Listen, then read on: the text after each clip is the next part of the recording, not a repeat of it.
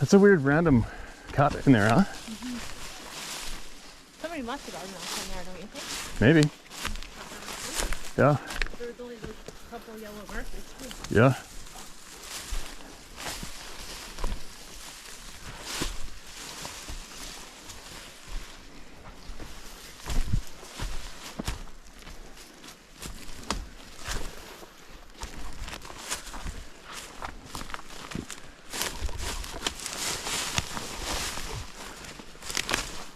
This way. Oh yeah, good one. I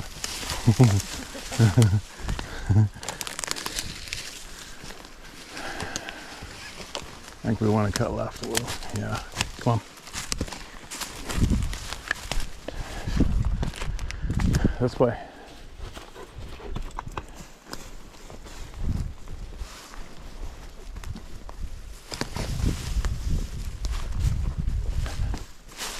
Come on, find me an elk trail. This way. Come on.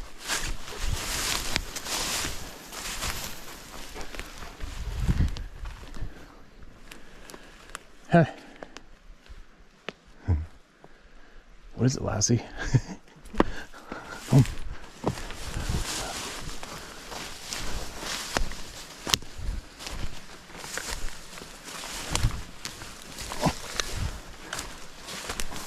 This way.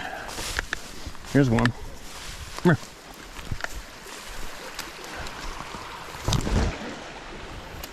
Look at that. Oh, wow. Hasn't been used recently, but it's definitely an elk crossing, isn't it? Maybe we'll walk the bank. You wanna? This way? Come on. She'll get some.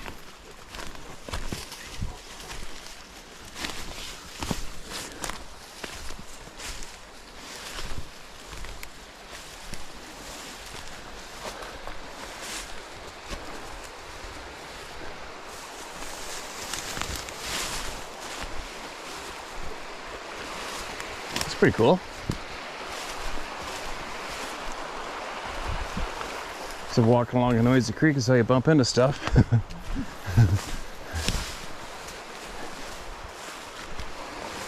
Hey, get up here. Ruby, come on. Come on, let's go. Let's go. Up here.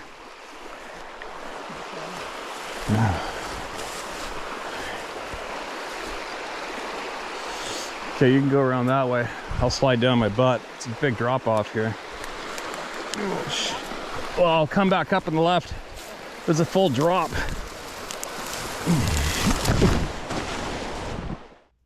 Monday, May 19th. Still kicking. I didn't manage to get out of the woods, although I did definitely drive through a bunch of woods the past couple days. But I had to work in that boat all day for like 2 days straight, just getting everything cleaned up, organized, fixed, gear organized, etc., etc. I tried out the 360 camera under the dock. Worked pretty cool. And note for anybody who's going to buy one or buys one, it's rated to go underwater for 50 feet without the dive case, and I put that down, but it doesn't stitch the video together properly and make it as smooth looking a video as you would expect. So then I Googled it up and they said you have to put the dive case on the camera for it to video more clear. I did that. Worked. So there you go. 360 camera update. And then I had to rip home and I left my laptop on the boat. Attaboy. Using a GoPro this morning. It rained so hard last night I was half expecting to hear my boat sink in the dock. Now, what's been going on? I've been AWOL for a couple days. What has been going on?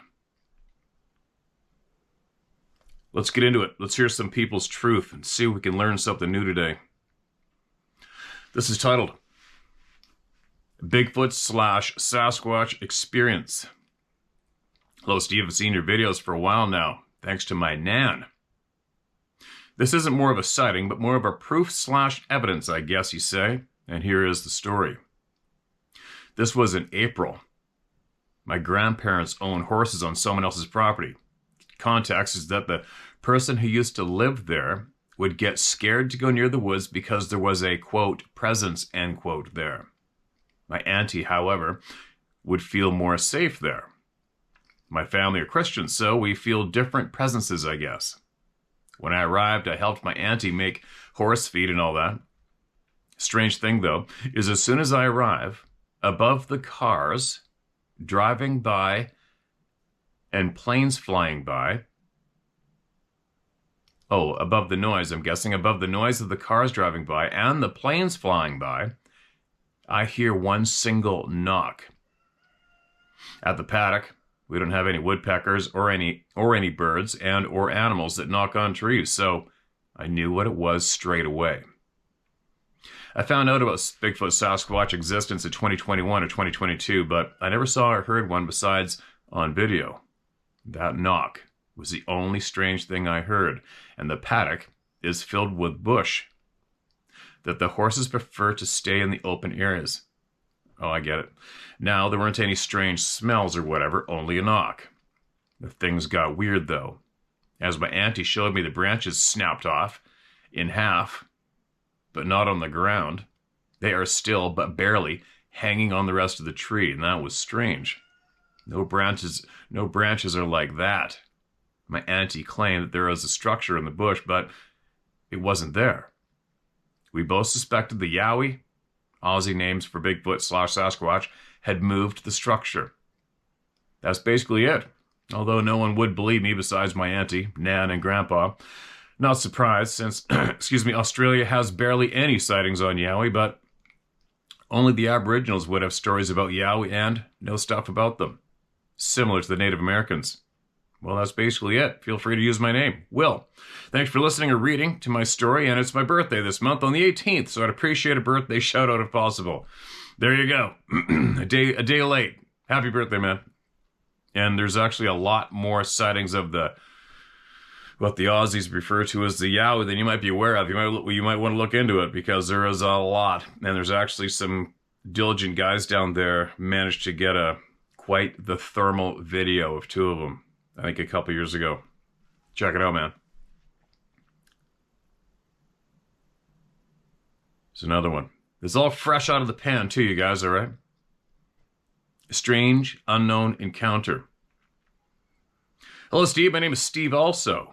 I'm a 45-year-old from Northwest Alabama. When I was about 6, circa 1985, I was underneath an oak tree in our backyard when I heard a whoosh sound and felt a puff of hair on my neck. When I looked up, I was surprised to see a large June bug-looking creature about twice the size of a softball that was bright red, shiny, and metallic. What? No way. It almost resembled the robotic owl in the original Clash of the Titans film. It was truly amazing. It watched me for a moment, and then it flew off. It had wings like a ladybug, and I heard them as they flapped. Even though I was a child, I instinctively knew that I had seen something special or unique. I knew it wasn't something people knew about. Although the whole experience lasted only seconds, it is stuck in my mind all these years. I think about it every day. I wonder if anyone else has ever seen anything like it. I also wonder what it was. A living creature? Very complex, well-built robotic creation, or both? Why was it watching me play with my G.I. Joes? I never felt afraid, not once. I was simply amazed by it. Who knows? Blessings to you, Steve. Sincerely, Steve from Alabama. P.S. Roll Tide. Roll Tide, my man. Let me read that description again. When I looked up, I was shocked to see a large June bug-looking creature, twice the size of a softball. It was bright red, shiny, and metallic. Whoa. All right. There you go.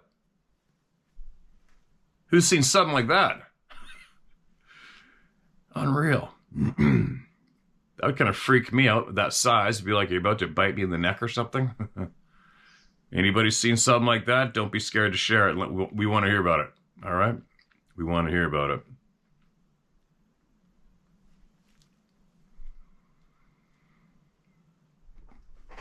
Now this one, let's see what we got here.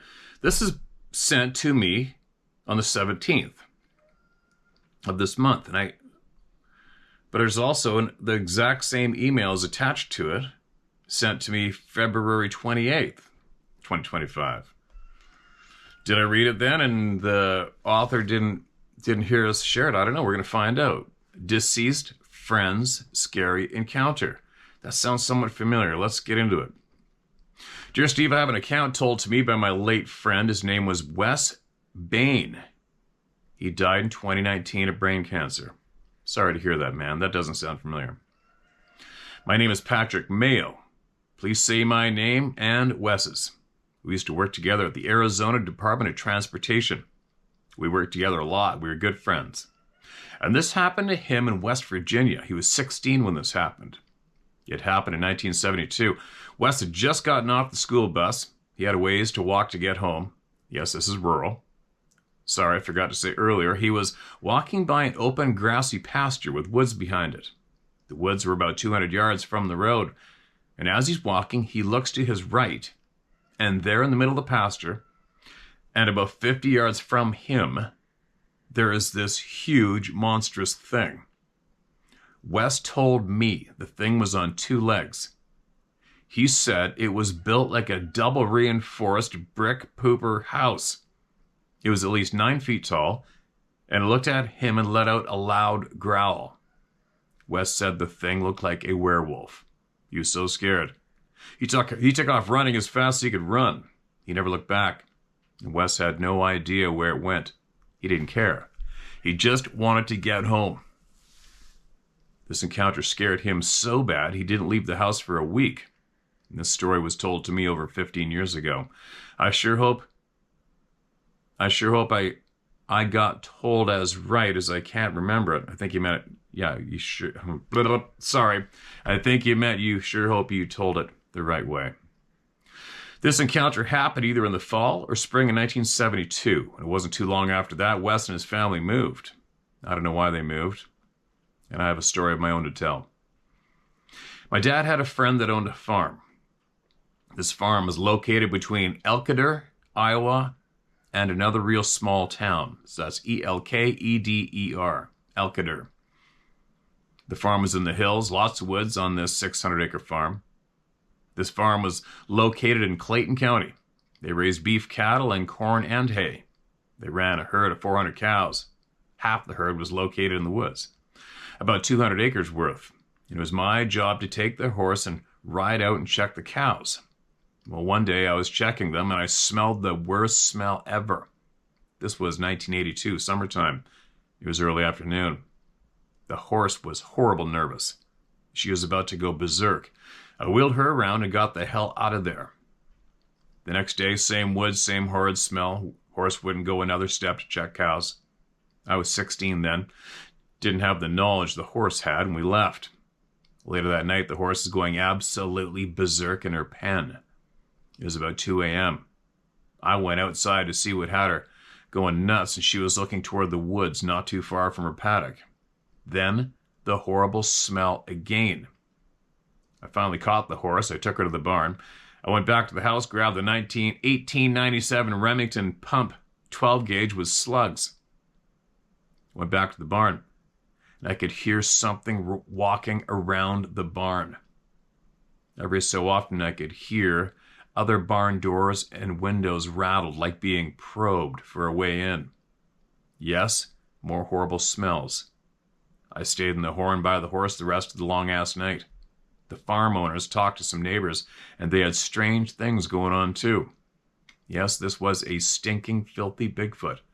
One of the neighbors saw the damn thing a couple of weeks after my fun night. I hope you can read this all right. It was written out on a smartphone, our only computer. Thanks for reading these. I know werewolf dogman stuff ain't your first, but it was for my friend, and I told this story. God bless you, Steve, and your family. Patrick Mayo. Sounds familiar. I may have read that, but oh well. Out of respect for your friend, if it got read before, share it again. He's not the only one. He is not the only one. What do we got here? This is an odd title. This is marked as read now. It's titled Off Topic, but would love to hear your take on wolves. And this is the guy that had the deer shed threw at my head. That sounds familiar too. All right. Thanks for your time, Steve. From the Head Start. I'm the guy that wrote in, it threw a deer shed at my head. I'm in the shithole of the state of California, all lowercase, for a reason. I would love to know what you think of the wolves. The state fish and shit show here has introduced the wolf, banned lion hunting, blocked bear dog hunters, and soon seeking to ban coyote hunting. And now talking about introducing grizzlies. Welcome to the state of predators. Although my sister said, that's one way to control the homeless population, lol. For the first time. Well, back up. I'm in Shasta County, California. I was planning to go coyote hunting by myself last Saturday, like I've done since the age of 13. Talked to the neighbor and he said, I saw a pack of wolves in the spot I was going to hunt. Well, I guess it's time, I said, to hang it up. I'm still young at heart, but a year ago I had a stroke and I'll fight to death, but all in my head, my body doesn't play at the same speed. I hope to hear what it's like to live amongst the wolf population and on. My second zombie experience. I took my 2 young hunters hunting near Porcupine Lake, Shasta County, California, just about 6 to 10 miles south of Fall River Mills, California. Well, delete if you read. Add a note not too far from one of... Okay. Got it. So back to the hunt. Me and the boys got out, started to hike up the creek that fed the lake, and then, I know from all your table members say the same, I heard the loudest and longest scream. Not human primate, like yell, not human / primate, like yell. Just like all else that rattled all of us. I'm no gringo in the woods. Been there, seen that, heard that. The sound was like a man screaming / primate. But must have had one hell of a chest barrel to put that out. All right. Okay, gotcha, man. Here you go. Just a quick little paragraph for me. There's going to be a lot of people. There's a lot of people. Why am I smelling smoke? Hold on a sec. There's a lot of people that have raised the alarm about the predators, grizzly bears being transplanted, wolves being transplanted. On and on and on, but you know what? If you know British Columbia, we've been living with all of them forever. Grizzlies, we got everything here. You name it, it's here. And you can see by my other channel, possibly, or my social media, I still get the game, right? We still get game. But living with wolves, the part about not hunting cats, that's just not right. It's not right to not control predators. Predators naturally control each other. It's just the way it is. And I know California is typically a little bit messed up politically. And a lot of people are getting out of touch with our natural role in the environment, which we do have. We belong here, believe it or not. We belong here and we play a role. But the what we do in the mountains and the woods creates an abundance of predators, meaning logging and access and roads and stuff where it normally wasn't before. And that causes wolves to blow up. And then they eat everything. And then all the predators get desperate and they start hitting our food sources, our pets, right? And on and on and on. So when the population goes up, it needs to be leveled out. And if we level it out because we unnaturally blew it up, everything seems to pan out quite well. But up here we have the emotional, our emotional out of touch government decided we don't hunt grizzly bears anymore. Now we have grizzly bears literally everywhere and pushing in on our communities nonstop because they don't have any respect for us anymore. They don't give a shit. And so now the game wardens have to go out and kill an average 50, 60 grizzly bears a year. But we can't hunt them. How stupid is that, right? Anyways, I guess I could go on and on and on about it. But the fact of the matter is, yeah, we can live with all the predators easily. We do up here. It's just when their population gets out of hand, it has to be leveled off. And when they're stopping you guys from doing that, this is the wrong thing to do. So all I got to say about that is dumb people can make dumb laws, but it doesn't mean you have to do dumb shit. Picking up what I'm putting down. You see a problem, you fix it. That's my motto. That's my motto. Now, appreciate the email, man. Who do we got here? All right, we're going to hear from the late, great Bobby Short again. All right? I got a whole bunch of stuff, but it's just confusing. I've got so many notes that are on my laptop, and I can't get at them. Damn it. And they didn't sync up on my phone either, so it's a good time to hear from Bobby. Now, this entry was titled, "The Shag Man is Here, Daddy." Sounds a little 70s flair, doesn't it?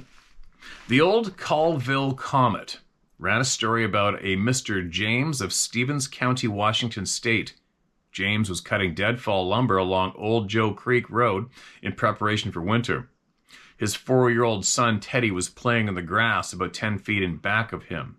His wife prepared sandwiches near the tailgate of the pickup truck, each busy with their chores. The father says he heard his son calling, "Somebody's coming, Daddy." Glancing up the road, Mr. James saw nothing coming and continued setting the wood-splitting maul, followed by the usual rhythmic swinging of the sledgehammer. And seconds later, young Teddy repeated the alarm. "The Shagmans are here, Daddy." Still swinging his axe, the father thought the boy was being playful and failed to answer his son. Slowing down to wipe his forehead, Mr. Jameson said he turned to check on the boy, and he found him moving towards 2 large men, covered in dark black hair, about 20 feet away. Startled, he jumped up, reaching for his shotgun, quickly fired off a round over their heads. Securing his family in the cab of the truck, Mr. Jameson left the axe, the maul, the cut wood, and drove off, leaving the curious Shag men scrambling off into the densely forested hills. And 2 weeks later, Jameson returned with two other armed friends to retrieve his axe on the wood, and they did not see the creatures. That's creepier than shit, 20 feet away. How's that for a heart attack? And that takes me back, actually. One time years ago, between Whistler and Pemberton, on the side of Mount Currie, I was swinging a maul into a metal wedge into big fir log rounds, and then bam, bam, bam, I heard the reply coming way up on the side of the timbered mountain. No roads, nothing up there. And there was somebody with me that also heard the sounds. Did it one more time. Wasn't overly surprising to me, but there you go. Swinging the splitting wood just might attract some attention sometimes, right? I always think about that when I have firewood here, but when I'm in the woods doing it, swinging a wedge in a maul, you wonder what's going to possibly reply back. Babbling, more shots fired. St. Bernard Parish, Louisiana. My younger brother and I were coming back from hunting and not realizing how late it was, and darkness caught us on our way out of the swamps, traveling by pirogue. Pirogue? A pirogue is a long, narrow canoe made from a single tree trunk. Oh, no shit, I've never heard of that ever. Pirogue. We crossed the levee by the swamp and then into the 40-foot Arpent Canal, a canal in the New Orleans metropolitan area, and land downriver. We were paddling our way home when suddenly I heard a noise, and behind us, something got out of the water, crossed the canal, and was following us, making noise as it stepped on branches and palmettos. We didn't know what it was at first, maybe a hog or something, we thought, but soon caught up with us, walking the bank as we paddled along in the moonlight. We could clearly see this was no animal of any kind that I've ever seen, and it was slightly hunched over. It kept following us along the bank, and as it watched us, it made the most eerie noise I've ever heard. It scared us both half to death. My brother picked up his rifle and shot at it several times. The creature took off running into the swamps, hollering and screaming, unlike anything I've ever heard. We were too scared to return to look for prints. We made for home as fast as we could, and this happened in a location between Violet and Poydras. Poydras, I probably pronounced that wrong. Poydras, Louisiana, and it's the God's truth. If my brother was alive today, he'd tell you the exact same story. I have no doubt about their existence here or anywhere else for that matter. No doubt. Her next entry, wouldn't pull the trigger. How many times have we heard that one?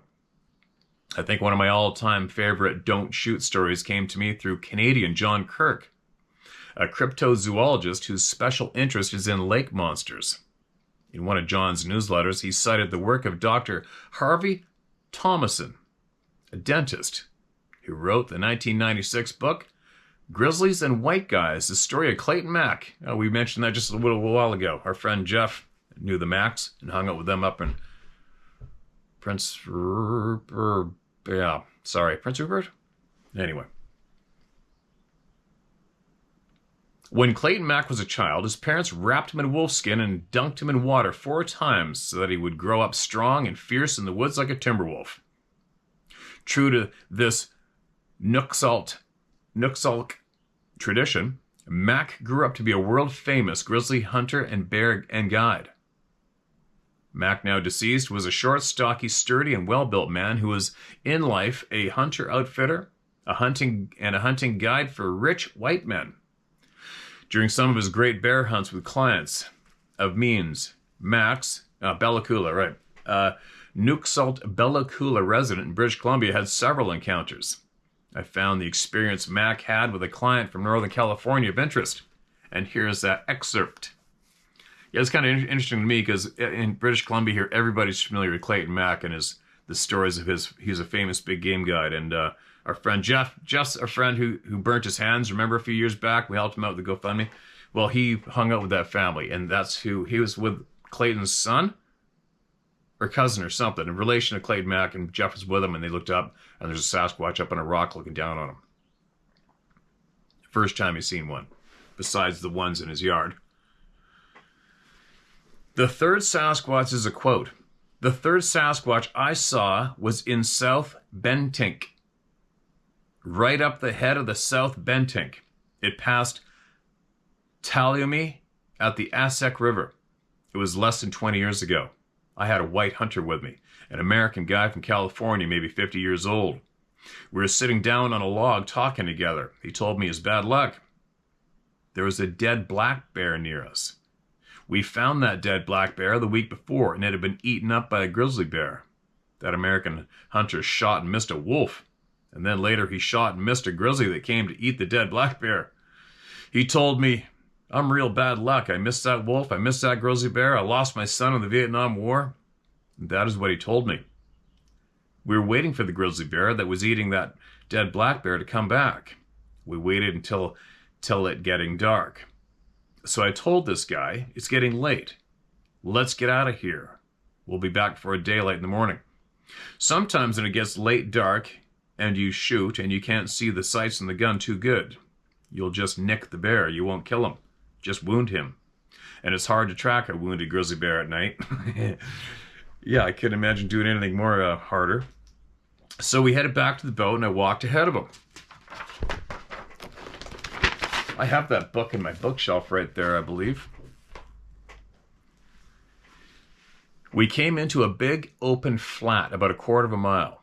It looked like there was a black bear eating in the grass. It looked like it anyways. I stopped, told this fellow, black bear over there. Let's go right close to him. Let's walk right up to him. We were on the dry land about 150 yards from the water. Black bear is stupid, I told him. You can get right close to them. See how close you can just walk up to him. I started walking up to that black bear. Just stay right behind me, I told the American guy. The black bear was about 1/4 mile away when we first saw it.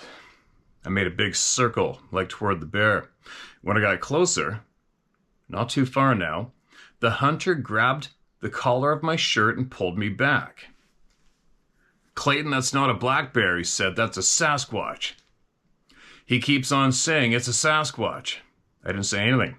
I started walking again, and I said, stay right behind me. We're only about 75 yards away. Clayton, he said again, that's not a bear. That's a Sasquatch. I knelt down on the ground, and I turned toward him. What do you know about Sasquatches? He says, I come from Northern California. We get them in that country in the big mountains that get snow on them. Those mountains in Northern California which have glaciers on them. Some people hunt them, he said. I said, how do they look like? He said, well, you're seeing one right there now. That's what they look like. I started walking again. I got pretty close now. Then that black bear stands up on both legs and he looks at me. And I keep going closer. Gee, I was pretty close now. He started looking at me, making no noise or anything. And I feel the barrel of a gun against my cheek. I pushed that hunter's gun away from my face. "Don't shoot him," I said. The hunter whispered in my ear, "Look through your scope and see how he looks like." I turned the scope to 4 power. And close. 4 times closer than a naked eye. I looked through that scope. I looked at his mouth. Little white thing in his mouth. Looked like rice. I look at his lips, kind of turning in and turning out. And the top and the bottom, too. I look at his face and his chest, and the shape of his face is different than a human being face. Hair was over the face. Eyes were like us, but small. Ears were small, too. His nose was just like ours. A little bit flatter, that's all. He kind of looks small compared to body. Head kind of looks small compared to body. He looks friendly. He doesn't look like he's mad or has anything against us. He didn't snort or make a sound like a grizzly bear. On the middle of his chest looked to me like a line of no hair. Hair split apart, a little bit in the middle. The skin was black, where the hair split apart. It was male, I think. No way am I able to shoot him. I had a big gun, too. Big gun, .308. I aimed, had my finger on the trigger, pointed it right at the heart. One shot would have killed him dead. Just like that, I couldn't shoot him. Like if a person stands over there. I shoot him, same thing. No way I can kill him. My mother told me don't ever shoot a Sasquatch. If you shoot them, you're going to lose your wife, your mother or your dad, or else your brother or your sister. It will give you bad luck if you kill them. Leave them. Walk away. That's why I don't want to shoot one. My mother had seen them. She hears them too. A lot of Indian people saw them in those days. In the old days, sorry. And after we seen it, we just leave it. The Sasquatch went in the woods, went in the big timber. He took off fast. It looked like he used his hands when he took off at first, like a 100-yard runner. Looks like it. Pulling himself up with his arms, with his hands first, looks like. He never made a sound. Just moved off into the heavy timber like a fast-moving shadow. The next day, we had looked again around where the Sasquatch was eating, and we wondered to ourselves, what was he eating? He pulled the grass, and right at the root of the grass is a little round seed. Looks like a little grain of rice. That white boy called it sweetgrass. That was what he was eating. That was the last Sasquatch I actually saw, but I hear them, and lots of stories about Sasquatches. I was happy that the American hunter from California saw a Sasquatch, and he was happy he saw the Sasquatch too. And there you go, straight from Clayton Mack, the legend himself. It's funny, the different, some people say they have huge eyes, size of Coke cans, right, the glow. And then other people say small eyes, sunken right in their head. But I guess if you take a look at how different we all look as human beings, we cover about every description too, right? All right, let's keep going here. Eagle River, Alaska. The next story is another one from longtime Sasquatch investigator Keith Foster. It is a secondhand story he took note of from the Stick Bow Conference of Traditional Bow Hunters Forum back in the early days of a very young internet, and long before we had any serious Bigfoot investigators from the state of Alaska that I knew about besides Rob Roy Menzies. Menzies was the earliest online enthusiastic in Alaska from the early internet generation. Some of Menzies' artwork is still up on the Bigfoot Encounters website all these years later. The artwork on the cover of this book is Rob's creative artwork. Okay. Flipping the pages. Widely shared among footers in the early days of the internet, the stickbow stories featured interesting facets of the curious side of the Sasquatch and how easily it is, apparently, for them to move about in the darkness of night. The informant, whose name was only known to Keith as Ed, began his story. I don't belong to any group or anything like that, but this actually happened to me. I've told a few trusted friends about it, but never bothered to write it down. I'll try to relate it as accurately as memory allows. In 1990, while I was working as a paramedic in Anchorage, Alaska, we got called out on an alarm for a man having a heart attack at the state jail in the small town of Eagle River. He was a native man in his 70s, and after I got him stabilized with IVs, O2, and cardiac drugs, my partner and I began to transport him to the native hospital at Anchorage. En route to the hospital, I had time to talk to this gentleman who was an Aleut from the native village of Port Graham, a remote village on the lower end of Cook Inlet. And as usual with me, the topic eventually drifted to hunting and fishing, and I casually mentioned to him that I and two other hunting buddies were once weathered in at the upper lagoon of Dogfish Bay, only a few miles from his home in Port Graham. The lagoon was about as beautiful a wild place as I've ever seen in my 35 years in Alaska. And when I said that I had spent some time in Dogfish, this old man sat up on the gurney and grabbed me by the front of my shirt. He got right up to my face and said, "Did it bother you?" Well, that question, the hair just stood up on the back of my head, and I said, "Yes." "Did you see it?" was his next question. I said, "No." "Did you see it?" He said, "No, but my brother saw it. It chased him." This old Aleut and I were talking about the same thing, but we never used the word Bigfoot or legend or anything like that. We both knew what we were talking about. In August 1973, three of us went bow hunting for goats and blackies in what was the remote wilderness of Lower Cook Inlet. A storm forced us to take shelter in Dogfish Bay Lagoon. We beached our skiff, let the tide run her dry. After a dinner of boiled salmon, we turned into our tent. Back in those days, the best tent I had was a dark green canvas job with a center pole and no windows or floor. We left the fire burning and cleaned the pots and pans so as not to attract bears during the night and turned in. The sky was clear, but the wind was howling through the old-growth timber that lined the shore. Sometime around 2 a.m., my friend Dennis woke me up by squeezing my leg. I could dimly see his face in the tent. His finger was across his lips. Shh, and I listened, and then I heard it. A single step.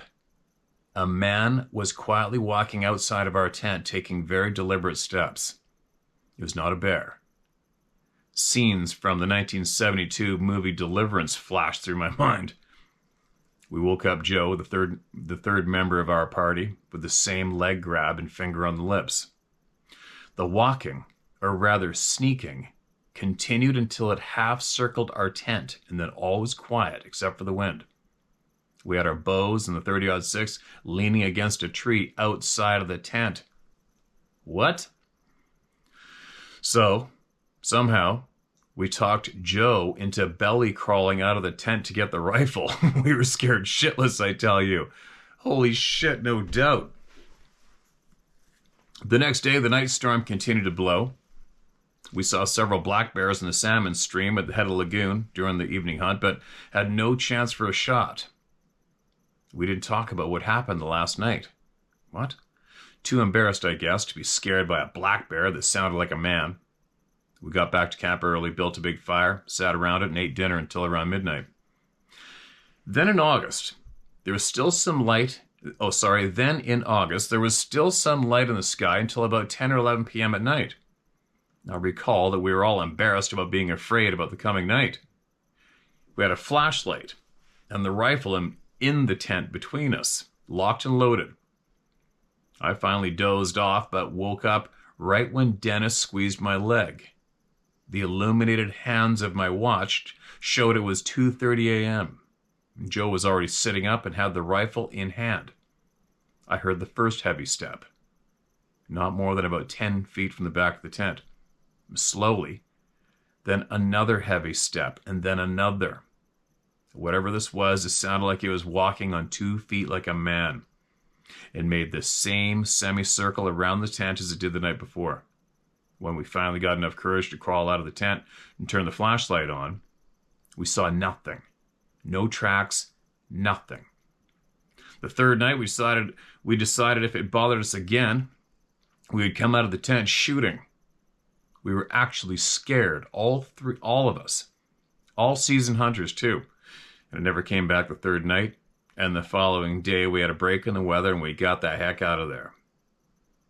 I happened to be reading the Relic Alaskan Sportsman magazine published in 1935. In the letters to the editor section, a woman wrote that she recently found a letter written by some distant relative of hers who was a school teacher at the cannery in Portlock Bay, Alaska, which is a rugged fjord adjacent to Dogfish Bay.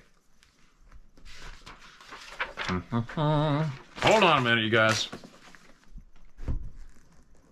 The year was 1905. Quoting from the editor's letter, she said that the cannery employed a small group of Aleuts from a small village in Portlock Bay during salmon season. Their camp was about a mile from the cannery buildings, and one day all the Aleuts moved out of the village and paddled their bidarka back to Port Graham. A bidarka is a 1 or 2 hole kayak used by the Aleut and various Alaskan Eskimo groups. The letter said that the Aleuts claimed that a hairy man was bothering and frightening them to the point where they simply had to leave. I've since done some research into the subject and found written histories of natives from Seldovia to Port Graham being intensely frightened by something walking on 2 legs. They even have a native name for it, but it doesn't translate into English very well. And those accounts mostly take place during the first half of the 1900s and are native related, but not all. I talked to one white guy who in 1968 got the bejeebers scared out of him while coming down an alder-choked gully while on a goat hunt in Portlock, Alaska. Most of these accounts precede the Bigfoot hype that began to appear in the 60s and 70s in the Northwest. Well, anyway, that's my story and I'm sticking to it. Keith Foster. There you go. Familiar names today, right? With people coming in, chiming in from those coastal communities. A Shot and Buried Story is the next title. I remember reading an IBS, International Bigfoot Society report, where Peter Burns sent Ray Crow an old map copy of the Clackass Inlet in southern Alaska, not far from Metlakatla. The undated map had some interesting comments scribbled on it about ape-looking creature being shot and buried at the mouth of a stream, possibly on the north side, located on the Prince of Wales Island side of the inlet, about 1 mile north of the intersection with the 55-degree latitude line. That's all it said. But it was another shot and killed story. Here's another entry. Shot to death. Warren Smith's research at Saga magazine mentioned my old hometown newspaper, the San Diego Union, once called the Old Union Tribune, stating it ran an article about what the California desert locals refer to as the Desert Sandman. Apparently, the Sandman was shot to death by hunter Frank Cox at Dead Man's Hole near Warner Hot Springs in San Diego County's backcountry. The beast was described as a cross between a man and a bear. The head was rather small, with protruding teeth and powerful jaws, according to the article. Crazy. The muscular creature had feet that measured a whopping 24 inches in length, and the body weight was estimated at 500 pounds. And then there was this report, same county, where the informant could not shoot. Harold Lancaster, one-time treasure hunter, was prospecting in the Borrego Sink, east of the desert settlement of Borrego Springs, San Diego County, California, in July '68, when he saw the Sandman.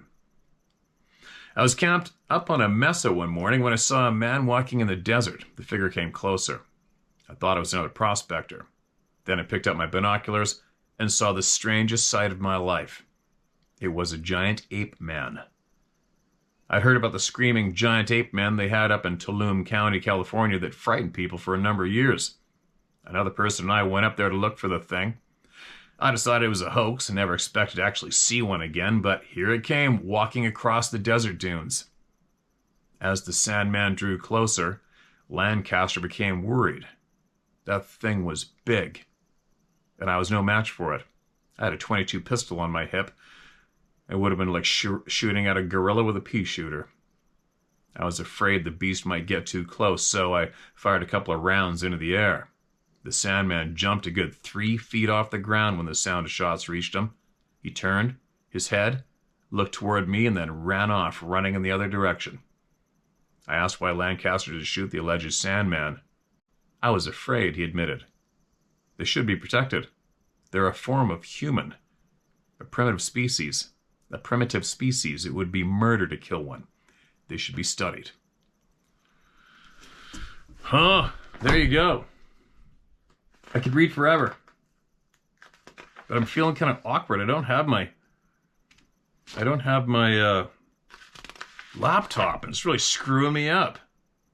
Man, there's a whole bunch of entries here with vehicular accidents. Bigfoot hit by a car, Sasquatch hit by a car, injured distressed Sasquatch, Bigfoot beat on his Camaro. Holy shit. Bigfoot in the middle of the road. Dead Sasquatch parts found. What?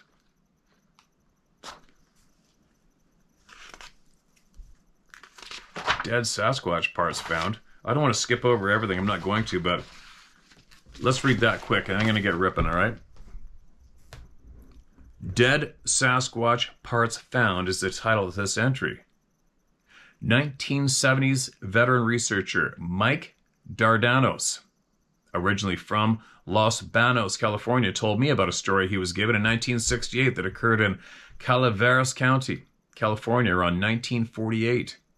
The story involved teenagers who were fooling around shooting off their Daisy rifles and Red Ryder BB guns near Lake Comanche in Wallace, California. The 6 of them were led by a former commercial fisherman named Dixon. He was an uncle of one of the boys who took them out to teach them proper rifle etiquette.